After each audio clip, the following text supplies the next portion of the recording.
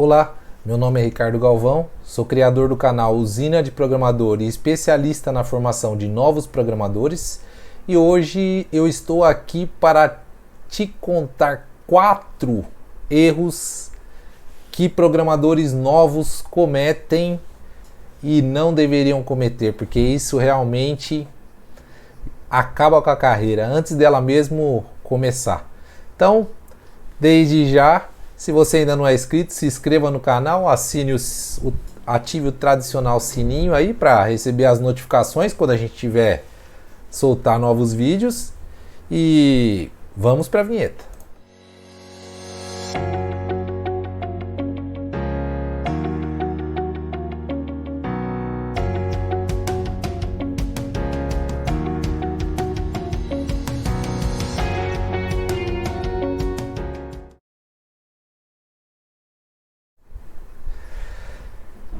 É isso aí, 4 erros que programadores novos cometem na hora de tentar entrar na área. 4 erros cruciais, tá?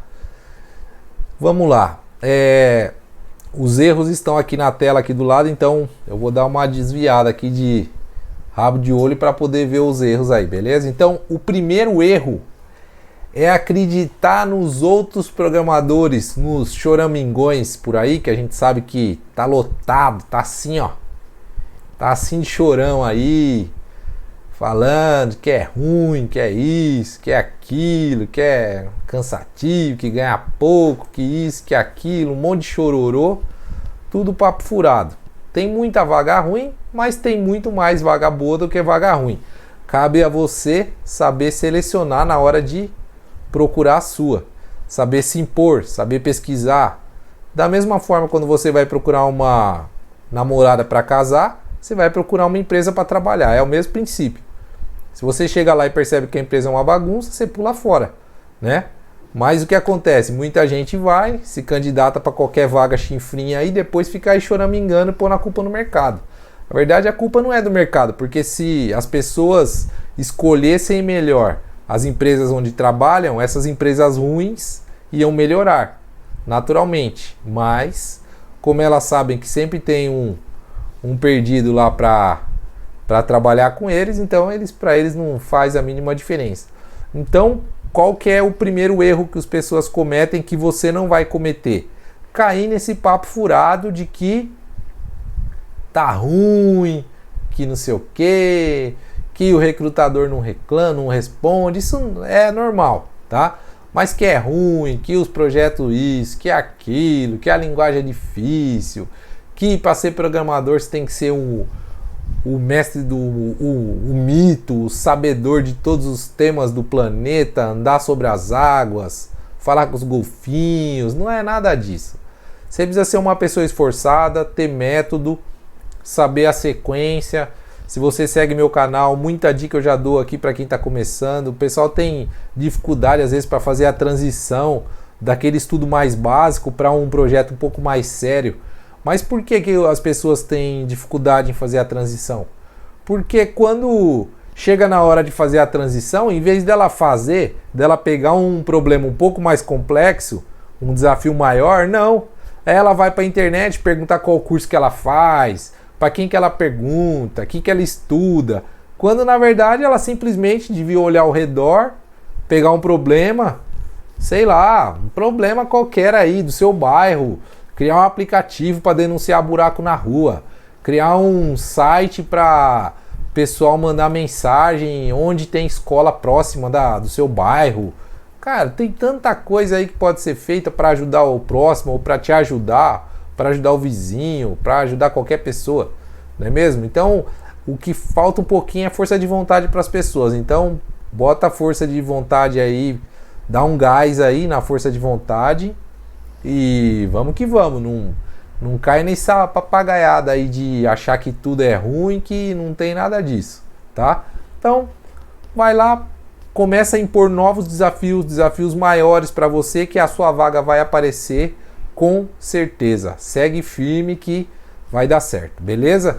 Então, erro número 2. Qual que é o segundo erro que programadores novos cometem? Ricardo, como você sabe? Você é Por acaso você tem...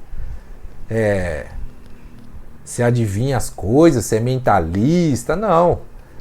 Isso eu descubro como? Nos grupos. Eu estou nos grupos, eu frequento os grupos as comunidades de tecnologia, de programação, e eu ouço o chororô da turma aí, tá?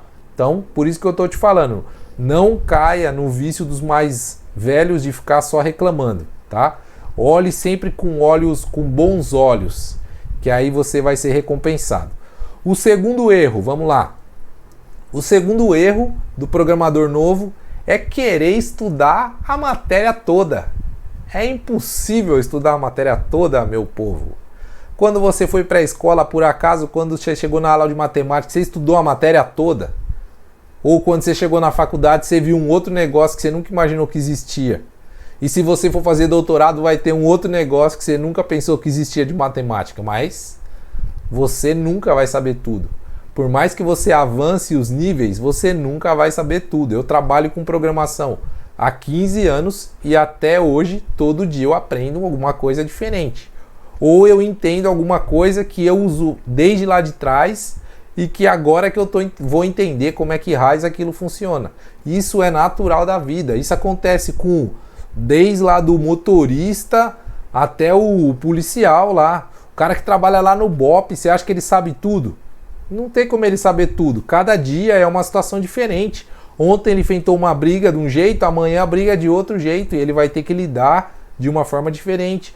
Tudo é assim na vida. Então não adianta você querer achar que você precisa saber tudo, de cabo a rabo, de fio a pavio, a matéria toda, o básico, o médio, o avançado. Não. Na nossa área, a gente irá ter uma grande vantagem, que a gente tem muita documentação online. Então, o que você tem que saber são os fundamentos, de onde vem aquilo e para que aquilo serve. E o restante, conforme você for precisando, você se aprofunda, conforme vem a demanda. Porque senão vai acontecer um outro fator, vai acontecer uma outra situação que você já deve ter percebido, e pode anotar aí que essa dica vai aí extra e eu estou dando ela para você de graça. Tudo que você não usa cai no esquecimento.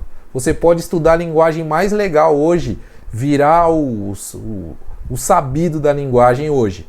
Se você não usar ela dentro dos próximos 60 dias, quando você voltar, você não vai lembrar de nada. Então, o que a gente pode concluir disso?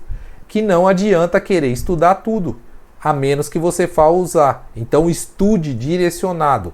Tenha sabedoria na hora de adquirir o conhecimento. Às vezes é muito mais vantagem você investir o seu tempo em estudar uma parte de programação e outra parte um idioma, um inglês, por exemplo, do que você só ficar estudando programação, um monte de linguagem que você nem vai usar, que muitas vezes você nem sabe direito para que serve, só para depois falar, não, que eu estudei React, estudei isso, estudei aquilo outro. A hora que você for pegar para ver, você não vai lembrar nada.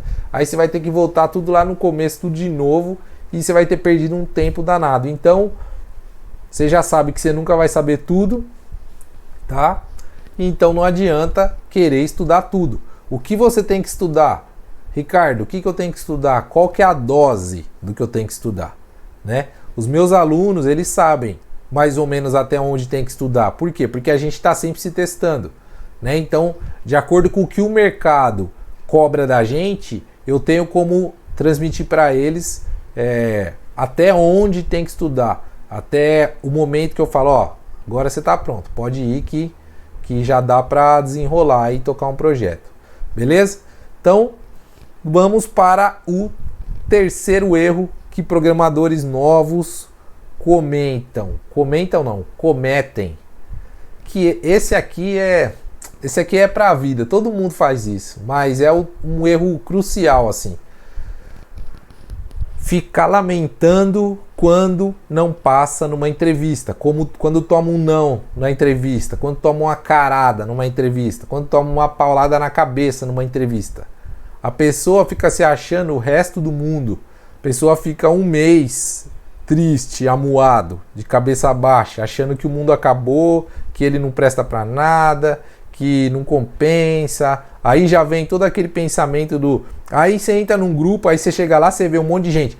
Não, porque não sei o quê, porque o recrutador, porque não dá. Aí você já fala, é isso mesmo. Já vai lá no grupo, no comentário, é isso mesmo, não reclama. Eles não sei o quê. Imagina, eu tenho um mês de experiência, o cara queria que eu soubesse isso. E por aí vai. Um monte de chororô. Então, eu vou te dar uma estratégia aqui agora que vai fazer com que você sofra muito menos quando você tomar um não numa entrevista. Tá interessado? Então tá, vamos fazer uma barganha aqui, ó. Se você compartilhar esse vídeo com 5 amigos seus da área de programação, eu juro que eu compartilho a dica. Beleza? Não, brincadeira. Vamos lá. Vou compartilhar. Mas se você quiser compartilhar com os amigos também, fica à vontade. Beleza? Então, como é que funciona a técnica que você vai usar? Na verdade, é uma técnica que você vai usar aqui, ó, de mentalidade, tá? Bom, primeiro, para entender, a gente tem que entender por que gera essa frustração. Por que existe esse sentimento de frustração quando você não é aprovado numa entrevista? Primeira coisa, para você conseguir contornar um problema é você entender de onde o problema vem. Então eu vou te falar, de onde vem a frustração? A frustração, ela vem do fato de você querer muito entrar. O fato de você querer muito gera uma ansiedade, gera uma angústia. Principalmente quando envolve dinheiro, né? Imagine assim, ó, vou colocar uma situação hipotética. Imagina que eu sou um policial, eu ganho R$3.500 por mês, e aí eu fiz faculdade e eu tô tentando entrar na área, e de repente eu me vejo concorrendo a uma vaga de programador para ganhar R$6.500. Concorda que é uma mudança drástica na minha vida? Vai praticamente dobrar o meu salário? Então o que acontece isso na cabeça da gente? Gera uma ansiedade, gera uma angústia, porque é um salto, é um avanço. Você sabe que aquilo vai te oferecer um ganho muito grande. Então isso gera ansiedade, gera angústia, gera uma série de sentimentos que faz com que você despeje toda uma expectativa em cima daquele processo seletivo. Aquele processo seletivo, ele passa a ser o motivo da sua vida, passa a ser a sua tábua de salvação. Porque você está insatisfeito, porque o trabalho é cansativo, porque você corre risco na rua. Tô dando exemplo aqui de policial porque eu já fui guarda civil, muita gente já sabe.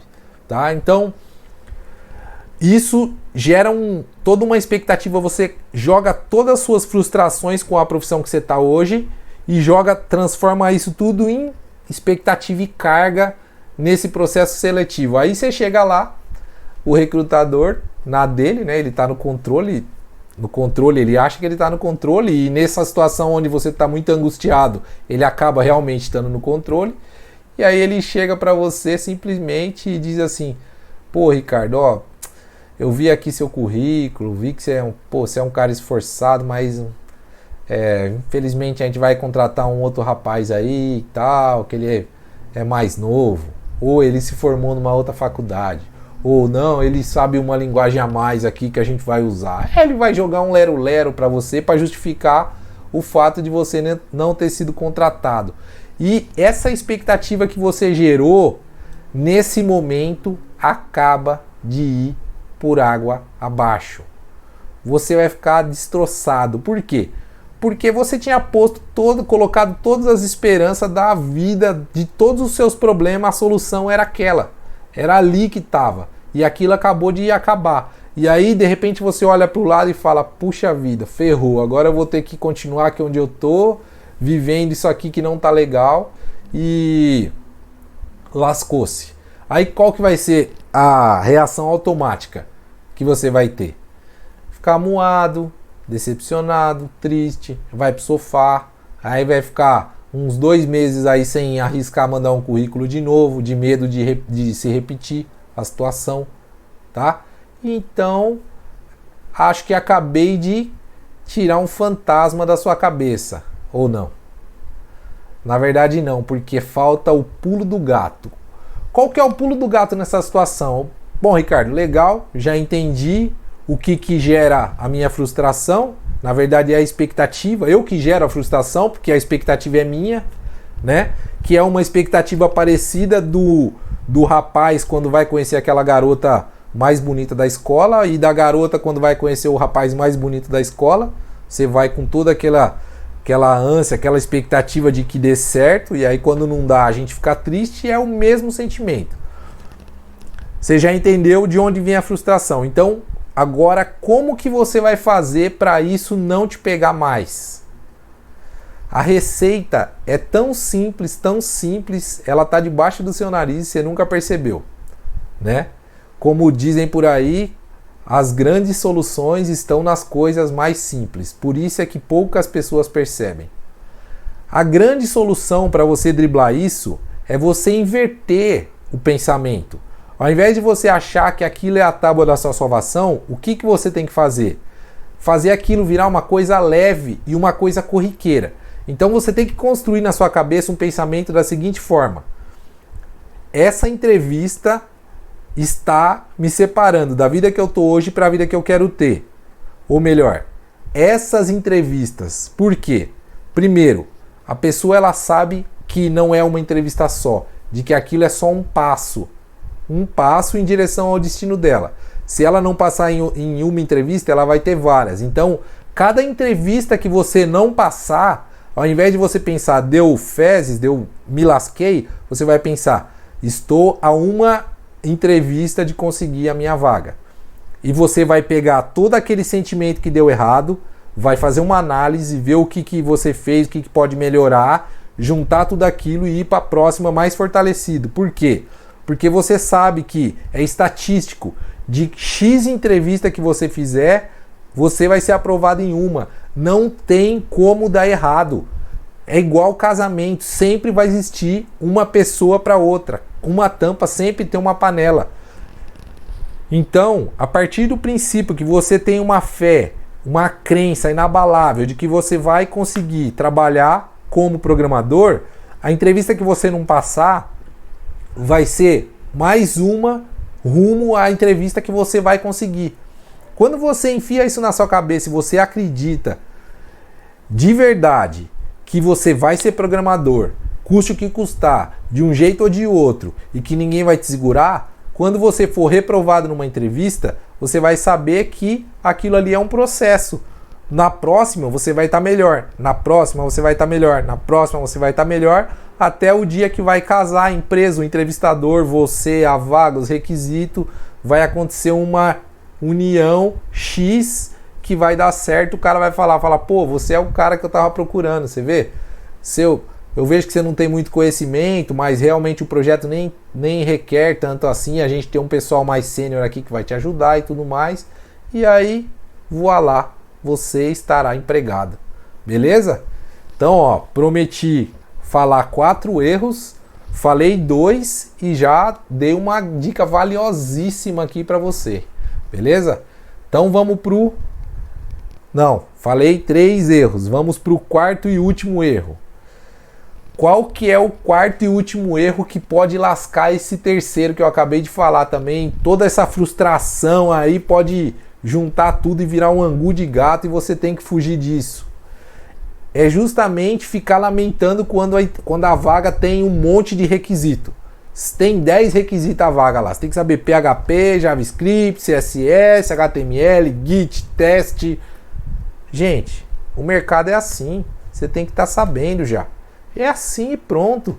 Não quer dizer que o cara está pedindo 60 assuntos lá, que você tem que saber todos os 60 assuntos. Com o tempo, se você é uma pessoa que me segue e sabe que eu prezo pelos números, pelo volume, você, depois de tanto ver vaga, 10 vaga, 20 vaga, 15 vaga, 30, 40, você vai começar a observar que é normal. Eles colocam porque é o sonho de consumo. É igual quando a gente vai na concessionária, que a gente quer comprar um carro, chega lá, você monta uma lista de requisitos desse tamanho assim, né? Ó. Vidro elétrico, trava, automático, roda aro 20, motor 5.0, turbinado, aspirado, 7 lugares, teto solar, não sei o que. Aí chega lá, a hora que você vê o valor, muitas vezes, se você não é uma pessoa que já é milionária, você vai tirando o pé, fala, não, teto solar já não vai dar, motor 5.0 também, muito menos, turbo também não dá, deixa pra lá, nem ia precisar mesmo, eu ando devagar, e assim vai, a empresa funciona do mesmo jeito. É uma dificuldade tremenda contratar, gente, vocês não têm ideia. A pessoa pega um tolete assim de currículo para conseguir recrutar uma pessoa. Por quê? Primeiro, tem muita gente empregada. Segundo, tem muita gente incompetente aí que não faz o básico. Até a língua portuguesa é difícil, a pessoa não consegue falar, né? Já falei aqui, você tem que ser uma pessoa que se comunique bem. Então, o que acontece? É difícil recrutar. Por incrível que pareça, as pessoas acham que não, mas é difícil recrutar pra caramba. Então, eles vão exigir. Agora, o fato deles exigirem não quer dizer que se você tiver uma parte, você não vai se encaixar, entendeu? É isso que é importante que você entenda. Você tem que se encaixar na maioria, no máximo que der. E o que não der, você corre atrás. É simples. E aí volta lá na primeira parte, lá no primeiro erro que eu falei, que é o cara tem que ser a águia. Se você não se enquadrar, você vai correr atrás, você vai aprender, você vai estudar, você vai dar seus pulos. Só que você tem que ser capaz de passar isso pro recrutador. Beleza? Ó, exagerei, falei demais aqui. Tinha programado para falar 10 minutos aqui, já estamos em 21 minutos, tá? Mas espero ter ajudado, espero ter sido esse comunicador aí que eu digo que você tem que ser.